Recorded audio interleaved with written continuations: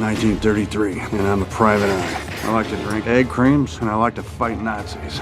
A lot. Sometimes I let matches burn down to my fingertips just to feel something, anything.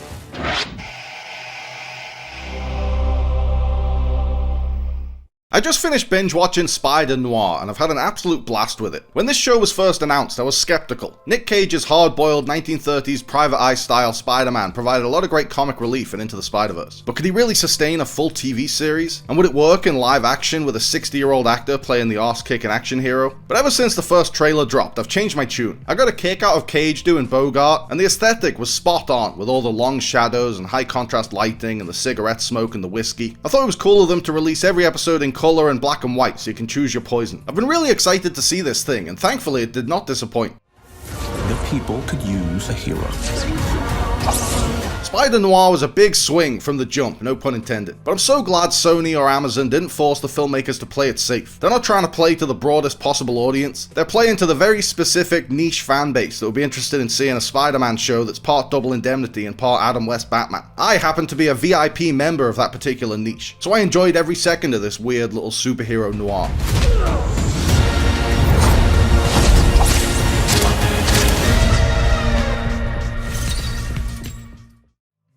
There's no movie or TV genre I outright can't stand and avoid at all costs. I'll watch everything from the sappiest rom-com to the sickest serial killer thriller. But there are some genres I like more than others. I'll leap at the chance to watch a cartoonishly gory splatstick affair like The Evil Dead, or a smart, naturalistic comedy like Annie Hall. But I might hesitate to put on a crusty old costume drama or an old case of the week procedural. I've never been a huge fan of straightforward film noirs. I've admired the genre ever since Double Indemnity blew my mind as a kid, even though I was too young to understand how insurance works. But I hate movies with too much plot, and noirs are the worst culprits. By the end of a movie like The Big Sleep, I'm usually hopelessly lost, or in the midst of my own big sleep. My favourite noirs are the ones where the plot goes in the back seat and the characters and their relationships and their emotions take over and make you feel something. Double Indemnity and The Big Sleep are actually two perfect examples of that. And Sunset Boulevard is a noir that's entirely driven by character. But for the most part, I'm not a big lover of old school crime capers that rely on familiar tropes and cliches and take themselves really seriously. But I love satirical subversions and spoofs of noirs that dabble in those tropes but take the piss out of them and don't take themselves seriously at all. Dick Tracy, The Naked Gun, The Nice Guys, The Big Lebowski, Inherent Vice, Who Framed Roger Rabbit. I call them soft-boiled noirs. They have a complicated plot with a lot of ins, a lot of outs, a lot of what have yous, just like a hard-boiled noir. But in a soft-boiled noir, the plot is ultimately unimportant. The Big Lebowski is the absolute epitome of this. It has mistaken identity, a ringer at the drop-off, a kidnapping, a severed toe, but it all comes down to John Goodman tipping a frail old man out of his wheelchair. Put him down, man! Yeah, I'll put him down, dude! In the end, nothing has been accomplished, nothing has been gained, and the dude is the same guy he was last week, bowling with his buddy, except now he's a man light and he's got a baby on the way. Yeah, well, the dude abides. Spider-Noir doesn't get bogged down in Ben Reilly's origin story, thank God, but it gives him kind of a second origin story. It's about a retired Spider-Man getting back into action. Ben hasn't been the Spider for a while, so he's out of practice. He's gotten rusty in his retirement. It was a great way to address Cage's age and make it part of the dramatic hook. He's the old guy trying to prove he's still got it. I find it much more interesting to watch a superhero fuck up and get their ass kicked and keep getting back up than watching an ultra-competent superhero who never makes a mistake and has a built-in safeguard for whatever the bad guys can throw at him. I'd much rather watch Kick-Ass or Robert Pattinson's Batman, or indeed Nicolas Cage's Spider-Man, get their ass handed to them and still keep getting back up, than watch a nano-powered Tony Stark effortlessly mow down anyone who comes near him. Or watch Thor throw his magic hammer through a long single-file line of henchmen. Spider-Noir feels like when Family Guy did a noir episode, or when It's Always Sunny did a noir episode, but stretched to a whole season. The plot is just a hodgepodge of noir cliches, but the novelty of seeing familiar Spider-Man characters like the Sandman and Robbie Robertson and Tombstone get a noir makeover never wears off. Sinners' Lee Jun-Lee turns Felicia Hardy into a tragic femme fatale. This show does exactly what it says on the tin. It's a classic detective noir, except the detective is Spider-Man. But I really liked what it said on the tin. I loved the vibes. It really transports you to this alternate 1930s New York full of supervillains and mad scientists. For some reason, I love car chases with old-timey cars. It's why I love the Mafia games, and it's the one thing I liked about The Bride. And Spider-Noir has a great old-timey car chase really early on that got me hooked. Shoot him!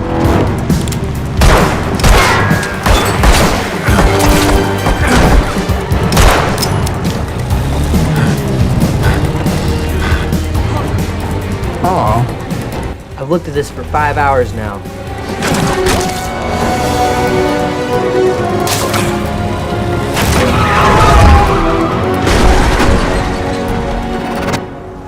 it up, man.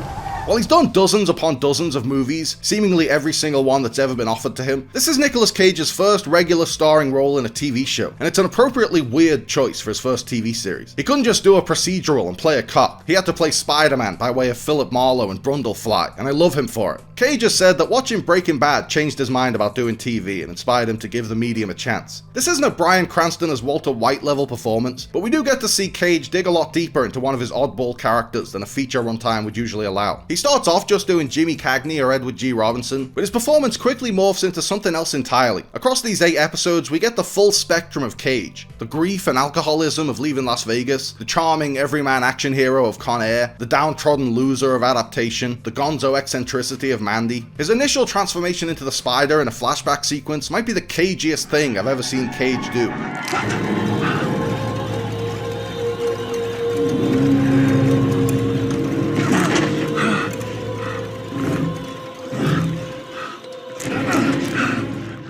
And while Cage is the undeniable star of the show, he's surrounded by some great supporting players. New Girl's Lamorne Morris gives a standout turn, playing Robbie Robertson as a jaded but intrepid journalist chasing the next big story, like Kirk Douglas in Ace in the Hole or Ethan Hawke in The Lowdown. Karen Rodriguez is a joy to watch as Janet, Ben's secretary. She has a really fun dynamic with Cage that I could watch for another 100 episodes. Kerry Christopher, the young breakout star of Weapons, absolutely understood the assignment in his archetypal role as a smart-ass newsboy. And Brendan Gleeson damn near steals the show from Cage as the big bad, a sinister but dry-witted Irish mob boss. So, I leave the gumshoe alone, and that's it?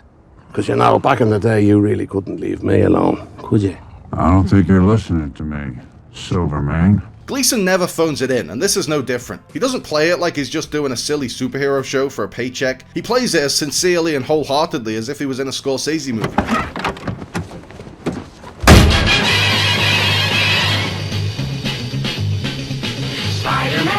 Spider-Man does whatever a spider can.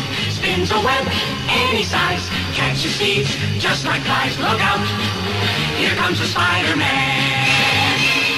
I was enjoying Spider-Noir for the first 5 episodes, going along with the quirky genre mashup and the crazy action and the tongue-in-cheek humor, but episode 6 was a trip. That's when it got elevated from a fun genre experiment to must-see television.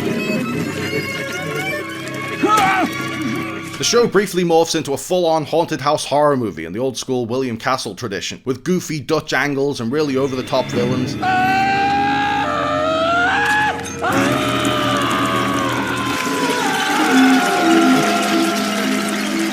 It draws Cage into a David Lynchian nightmare-scape, and he does a lot of fun stuff with his physicality and body language.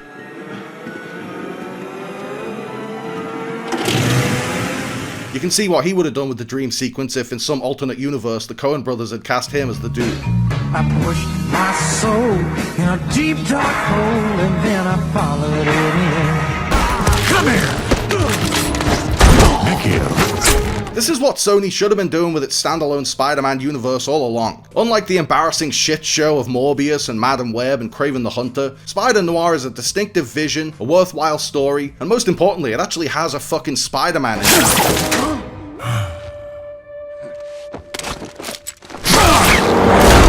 I don't know why Sony spent so long trying to make a Spider-Man universe work without Spider-Man, but Spider-Noir is unequivocal proof that they're much better off exploring alternate versions of Spider-Man himself, not alternate versions of his least famous villains.